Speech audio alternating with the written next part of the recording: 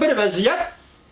Hazır O'rta Sharqda mesela Amerika Qo'shma Shtatlari hukumatining Shimoliy Suriyadan chekinib chiqishi mushu vaziyatlar hozirgi dunyoning vaziyatiga O'rta Sharqdan boshlab qanday ta'sir ko'rsatdi. Bu bir, ikkinchisi dal mushu oy mushu kunlarda mesela Jungo hukumati bir yeni bilib, bir chekinib, bir to'xtab bilib, bir kayniga so'rab, bir qatim va'da berib 4 gün, 11. günü imzalandı değil, ağzaki kelişim Washington'da 4 gün içinde 4 katım özgerdi Jungo hükümet. Delmişinde bir peytte, endi bu katım Amerika Devlet Meclisi senin nime kılışın öyle çağrımız yok.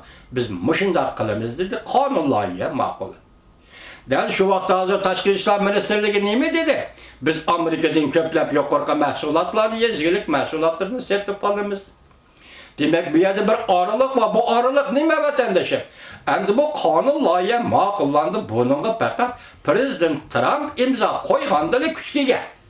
Muşu aralıkta, muşu fırsattan faydalanış için Jungo hükümeti Amerika'nın yezgilik mahsulatlarını setip alımız dedi mi? Lekin Amerika Qo'shma Shtatlari ve Amerika halkı bugün Jungo'nu tushunib bo'ldi, to'liq tushunib bo'ldi. Kim? Kompartiya nima? Onun siyasi nima? Onun asallık milletler siyasi nima? Tashqi siyasi nima? Onun qo'shni davlatlar qaratgan siyasi nima? Hammani tushunib bo'ldi. Dal mushuga yetganda Uyg'ur masalasi qanday hal bo'ladi?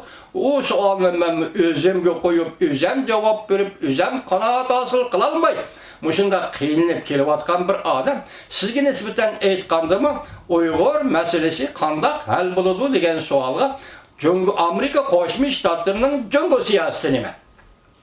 Mushuning diqqat qilamiz, vatandoshim, Jungo siyosati qanday o'zgardi? Tibet Uyg'ur siyosati Amerikaning shunday o'zgardi. Jungo siyosatini Amerika Qo'shma Shtatlari qanday belgilaydi? Amerika Qo'shma Shtatlari o'xshashla Tibet va Uyg'ur siyosatini shunday belgilaydi. Mushu kunlarni kutib turaylik, hurmatli vatandoshlar. Mana ko'rdingiz, endi bu yil 8-oyning 12-kuni Daylon Violin deydigan bir Hanzo kishi, Xitoy kishi bor ekan, o'zining kanalida so'zlab nima deydi 8-oyning 12-kuni? Shangang ketadi, Jungo ketadi. Demek bunun Shangang ketadi degani nima ma'noda? Ish bermagan, shundaq deb mavzu qo'ygan u yo'q, boshqa nazariyalar to'g'risi so'zlagan. Undan keyin Shangang ketadi, Jungo ketadi. Ya'ni shu kishi yaqinda so'zlagan so'zni selishtirib mundaq dedi. Bugün hozir tang tartibda kelayotgan ikki masala, biri Shangang masalasi, yana bir Xinjiang masalasi, yana mustamlik Uyg'uriston masalasi. Buning ichida qaysi nozik? Daynol, Violin nima deydi? Buning ichidagi nozik masala, intayin nozik masala Xinjiang masalasidir. Bu masala, ikki masala Amerika xalqining oldiga qo'ysam, Amerika xalqi Shangang masalasini deydiki, bir etnik grup, bir millet Shangang yoki Jungo. U yerda bo'layotgan ishlarga nisbatan Amerika xalqi ancha qiziqmaydi. Agar Xinjiang masalasini Amerika xalqining oldiga qo'ysam, o başka bir millet, başka bir etnik grup Uyg'ur degan. Hozir Xitoy başka bir etnik grupni yo'qotyapti. Hozir jazo lageriga solab boshda Nancy Pelosi xonim aytgandek 3 million Uyg'urni jazo lageriga solab yo'qotmoqchi bo'lyapti. Yot bir millatni, yana boshqa bir yot millat yo'qotmoqchi bo'lyapti degan gap Amerika xalqining oldiga qo'yilsa, Amerika xalqi buni qabul qilolmaydi. Şuna Shangang bilan Xinjiang masalasi selishtirsak, Xinjiang masalasi intayin nozik masala. Daynol, Violin. Mushundaq o'tirib qo'ydi. Şuna bu masalaga bugun oxiriyan nima dedi? Bugun Prezident Trump nimishqa to'yibsiz Birlashgan Davlatlar Tashkilotida Xinjiang masalasi ko'tarib chiqdi. Mesela şu hükümet, Prezident Trump hükümeti nima uchun Xinjiang masalasi Birlashgan Davlatlar Tashkilotiga elib kirdi? Nimishki kayni Nancy Pelosi xonim yoki Amerika Qo'shma Shtatlarining davlat rahbarlari Xinjiang masalasi so'zlaydigan bo'lib qoldi. Buningga Daynol Violin Nemi dedi? Hazır Amerika halkı özünün milli kahramanını yartıvatıdı. Milli kahramanı kim? Prezident Trump'tı. Prezident Trump milli kahramanlık salayetini qaysi mesele bile alıdı? Şincan meselesi. Bir yat millet, yat kavim, ikinci bir etnik millet Uygur ne? Yat millet, yat kavim, ikinci bir millet Hanzu yoki Xitoy bastırıp atıldı. Yo'qotmoqchi bo'lyapti. Şuna bugün bu mesele Amerika halkının milli kahramanı Prezident Trump'ın aldığı koyuldu deydi. Mana bu sizin sualınızga berdiğin cevapları vatandaşım kanaat kılmışsınız yani koyun. Yani muhakeme kılışımız sizle bile endi meyede bir işke kız gap barken şunu mu deyibiten nime deydi o da? Bugün torbiyete birinci basqıçlık kelişim tehi imzalanmaydır o. Özgürlüğü hasıl oldu. Prezident Trump Cumhuriyet Partiyasının yezigilik mesuliyetlerini setip eleşten ibaret ezitku taktikisiga qandaq taqabul turdi. Jason Hınxı qiziq noktalar. 15. oktyabr yata. Yana biri.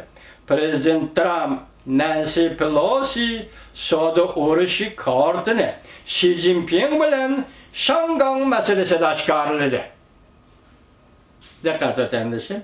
Prezident Trump, Nancy Pelosi, Avam Palata Başkanı Nancy Pelosi, soda urushi kartını Xi Jinping bilan Şangan meselesi de çıkarıldı.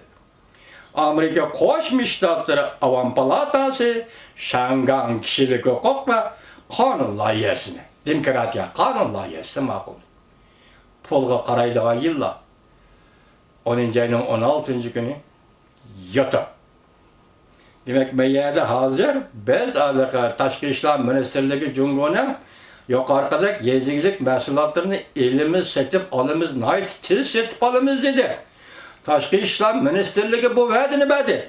Endi meyyede tuyuqsiz yani şu 15. oktyabr günü bu yezigilik mahsulotlarini setip alıman deyishning o'zi bir aldamchilik yoki bir taktika bo'lsa Prezident Trump buni qanday taqabul qildi deb savol qo'yibdi. Shunga hozir Şangan meselesi Prezident Trump'ning og'zidan chiqqandek nima dedi? Xuddi oddiy odamlar qilgandeklar arliqda adabigarchiliklar bir taraf qilishar Cumhuriyet hukumati. Biz sizlar bilan leksiyada so'zlashganda nima dedik? Şangan meselesi eğirlen bir şey keldiydi.